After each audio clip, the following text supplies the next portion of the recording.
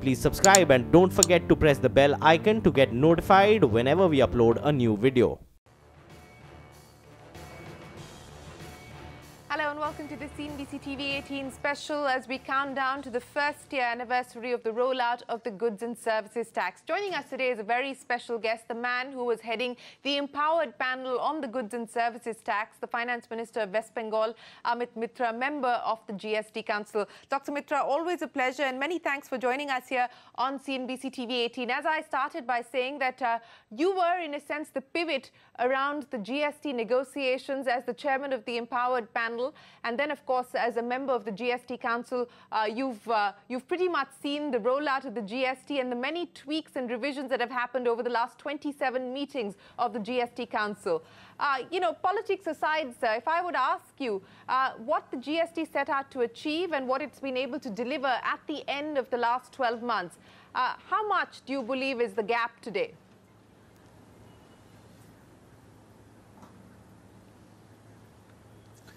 I think, first of all, let me submit to you that the states in the empowered committee were very reluctant for many, many years in wanting to agree to GST. In fact, it's interesting that my then colleague from Madhya Pradesh, who happened to be BJP, then also the Gujarat finance minister happened to be from BJP. So across parties, the great resistance to GST. Why? People must understand that. The reason is that the states have, through the VAT mechanism, had tremendous powers of being able to collect revenue and run their resources and their budgets. Now, GST would mean giving up this entire power. Now, what that meant is that in the Kolkata meeting of the Empowered Committee of all finance ministers, which I happened to chair at that time, we came to a consensus that we would agree to this provided 5 years of compensation of revenue lost is accepted by the central government. So the union finance minister, who was upstairs in the hotel, came down when we arrived at a consensus, giving up the powers of the state and handing it over for the sake of reform of a one tax across the country, single country movement, etc. Now, unfortunately, as we stand today at the end of 1 year, I am constrained to say that we are in a horrible mess. And what we had envisioned in terms of the design of the program, right from the beginning, which I'll point out to you as we move along in the interview, very little of that design. In fact, the original design was given up. And a new design was introduced, which was only a stopgap. And now we hear that very soon a third design is going to be introduced in terms of the architecture of the GST. And all this has meant huge problems for the small and medium enterprises. As you know, even for mid-sized companies, which I'll come to when you ask me in detail, why is that case? Also, it has even, believe it or not, because of the current system, a failure of the system, Hawala is going up. I'm told by my officers, Hawala transactions are going up. That I will explain as we come to that position. Let me ask you to pause there, sir, because you've defined, which would have been clean, neat, has not happened. Okay, let me ask you to pause there and pick up on the several points that you made. You said that things have turned into a horrible mess. Why would you say that, sir? Because largely when we speak with industry, and yes, there have been pain that small and medium enterprises have felt or exporters have felt, but largely corporate India has made the transition to the GST. When you talk about revenue collections, clocking over 90,000 crores month on month, some degree of stabilization has been achieved as far as revenue is concerned. When you talk about compensation, states have been compensated till about March 2018 to the tune of about 47,844 crores. So what is this horrible mess that you speak of?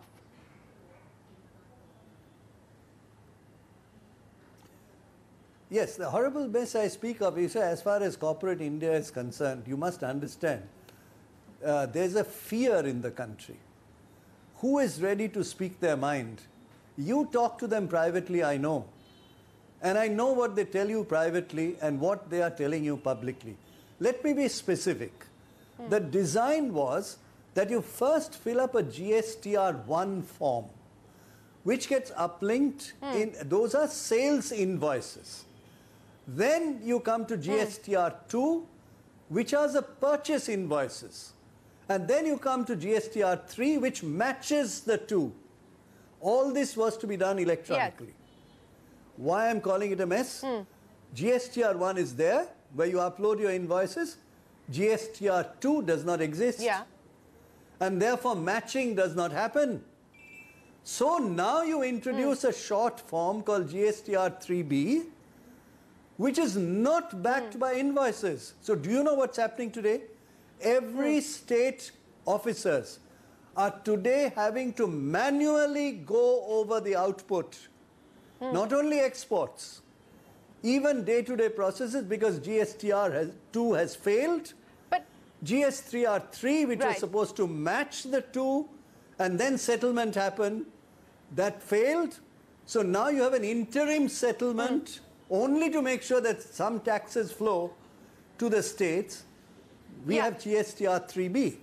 Are you aware that in the case of IGST, that is Integrated Goods and Services Tax, which means interstate tax. I'm asking you to pause. Yes. I'm asking you to pause there, sir, because, you know, while you're right that there is a change that has happened, but the GST Council has also cleared the change. I mean, there was a group of ministers that was set up to bring about a change in the form, and we are given to understand that by September or October, we could see that return filing form simplification, the simplified form being rolled out. Now, on this issue of invoice matching, sir, you know, industry's feedback has been that the compliance burden is substantial, especially when it comes to the small and medium enterprises.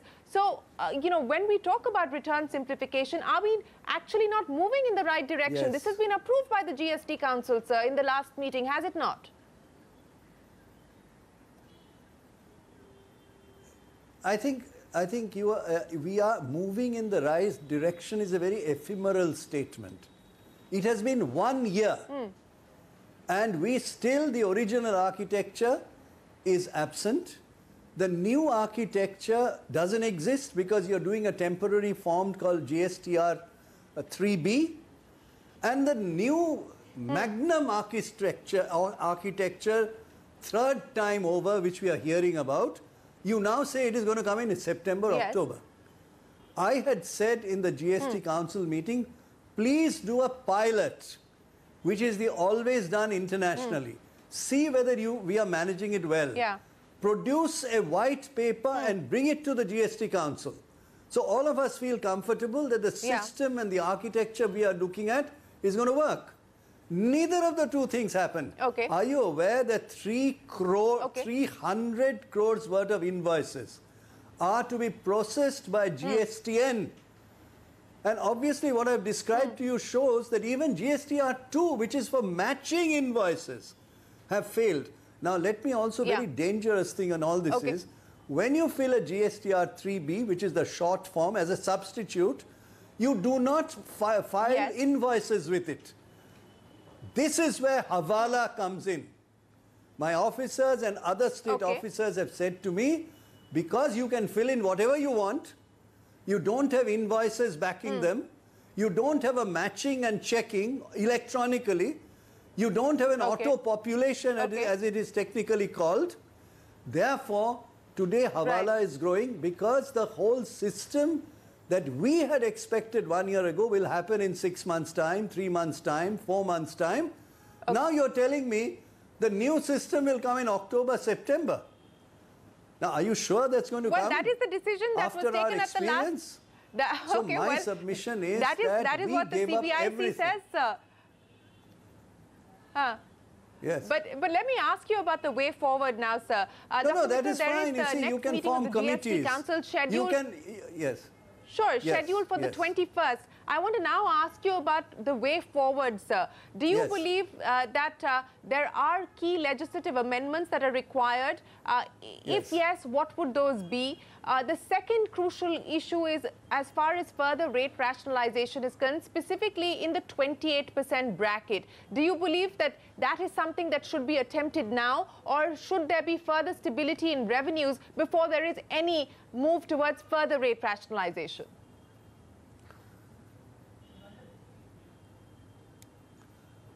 The first point I'd like to make is, are you aware, are your viewers aware, that 2 lakh crores is lying with the union government as IGST deposited there? Are you also aware that this was shown in the budget, which in effect reduced the budget deficit? It is still lying there, 2 lakh crores. I want to know what a responsible government is supposed to be doing when you have 2 lakh crores lying in your IGST account. So when we are moving forward, which is what you're asking for, first we have to fix the architecture so that what we had expected 1 year ago will happen and it will flower. Let me also say export refund you talked about in your question. Are you aware that the first step of export, you first uplink RFD 01 form, which can be uplinked online. After that, you have to bring thousands of pieces of paper manually to the offices of both center and state. And my officers are sitting, going over thousands of pieces of paper because there is no auto-population. That system of GSTR2 never happened. So now what is happening is exporters are not getting refund. And the minute they don't get refund, their whole structure is then goes back to the job workers. Because you don't have existing capital utilization on a day-to-day basis, job workers lose their jobs. And exports, don't forget, West Bengal, for example, $9.5 billion of export. Now, if you don't get refund, you're going to cut back on your rolling capital when you cut back on the smaller guys first. So my question to you is, whether it's export refund, 2 lakh crores of IGST stuck in the system. Go ahead. Let's address the IGST issue, sir, because this is an issue that Manish Sisodia, the Deputy Chief Minister of Delhi, has also raised, and he said that it's 1,81,000 crores that is held up in the escrow account. It is of no use to the centre or the state. It's lying idle. Now, is this matter going to be taken up? Are you and other finance ministers going to raise the issue of the IGST? Because as Sisodia is pointing out, and you did it yourself, this is money lying idle in an escrow account.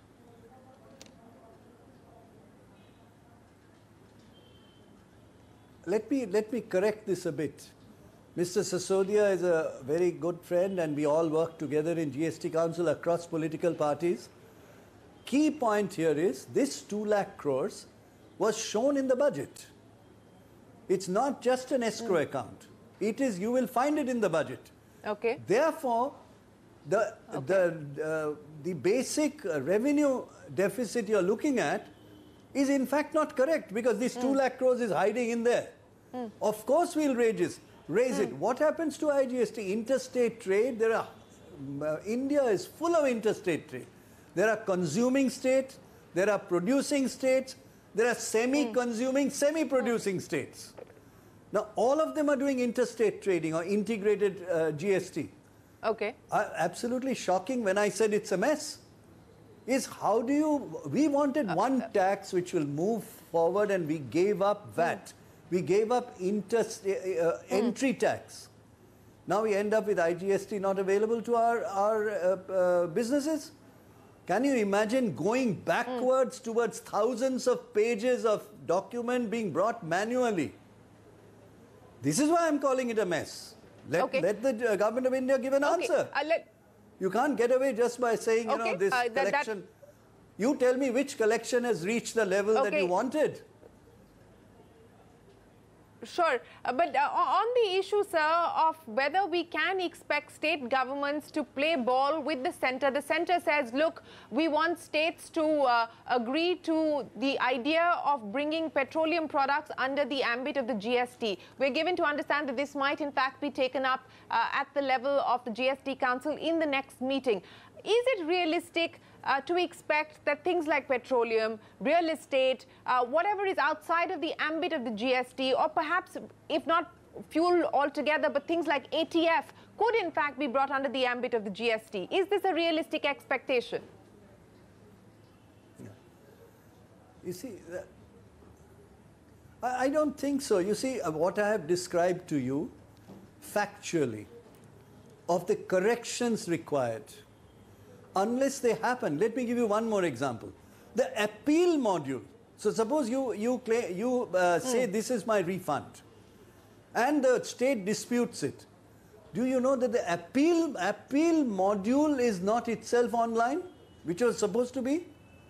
And it has become manual, which means you will have rent seeking, you will have inspector Raj. Because once you go for appeal manually, which is not visible transparently, you have a problem. So my submission is, look, no state practically has reached the 14% rate of growth as per the base given in the country. West Bengal in the month of March last year reached that 14%. It was 3% higher. Then it fell back again. So no state is reaching your target. Okay. Now in the middle of this instability, you want to introduce some more things which are contentious? How does that work? Fix this first. Let us all feel comfortable that what we had thought of when we had given up all our powers as states, let's come to some balance. I had repeatedly said, don't launch it on 1st of July. Okay, you went ahead and did it. Now we are on close to 1st of July, 1 year later. My question is, till there is stability, the states are making the kind of revenue we all expected we will. How are you going to introduce more things? You asked about 28%. Okay. I had made a proposal that other than sin goods, which is like tobacco, etc., or extreme luxuries, the rest should be brought down to 18%. What happened? Cherry picking happened. Now, in a boardroom environment with so many ministers, naturally everyone will have their own demands. So we put on the table. Now, all of a sudden, in the middle of that, we were told, no, we'll put another cess in the system called the cess on sugar. My God, you already got an unstable system. Now you want to put another cess. Then you said, no, we'll also give a special dispensation for using digital products. It's like an incentive. Yeah. Now, that has gone nowhere. Now the central government itself is giving money for sugar issues in UP. On providing incentives for digital transaction as well as the sugar cess, at least it looks like both those issues have been pushed to the back burner for now, or so it seems. So from what I hear from you, Dr. Mitra, it's very clear that states are unlikely to support the demand for including real estate, petroleum, etc., into the ambit of the GST just yet. But would you agree to perhaps pruning the 28% bracket, because you were not in favor of anything outside of the sin goods being in the 28% bracket to start with? Or do you believe that let revenue stabilize further before any more tweaking is done with rates?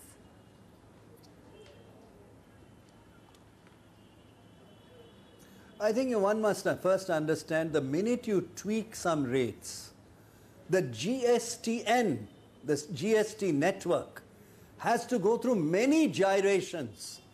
Massive IT system of 300 crores of invoices uplink per month. So I would say we have to be now very cautious, bring the system back so that we all as states start getting revenue that we expected to get, and center gets revenue that it expected to get.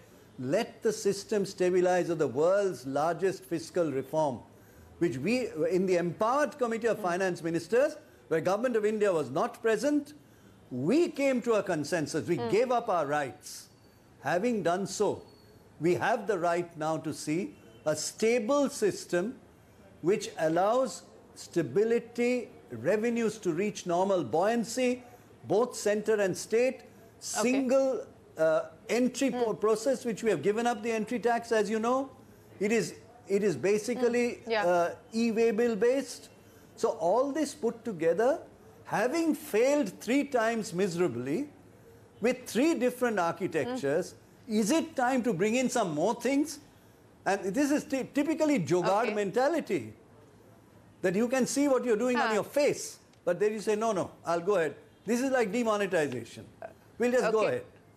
So I'm sure the finance ministers of India, of states, are all together on this. You quoted Mr. Sisodia.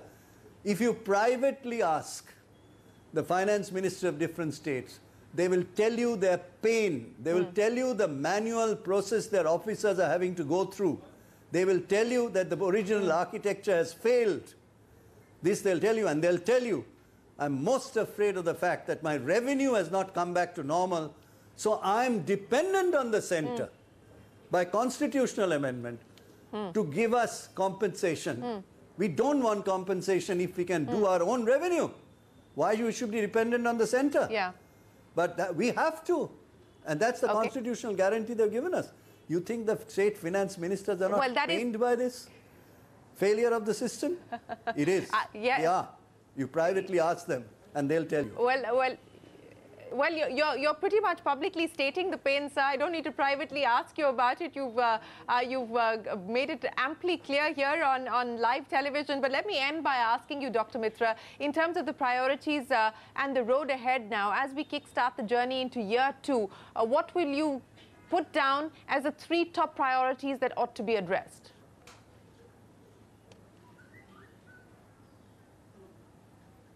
I think first and foremost is the system has to become GST-based, auto-populated, auto-system, which is what we had craved for. That is the first thing that we'll have to do. You will then see immediately stability. You will then see revenues going up because it's all online. You will also see no hawala, which has increased a lot of hawala, I'm told by my officers. That will itself go down because you are online. You are transparent.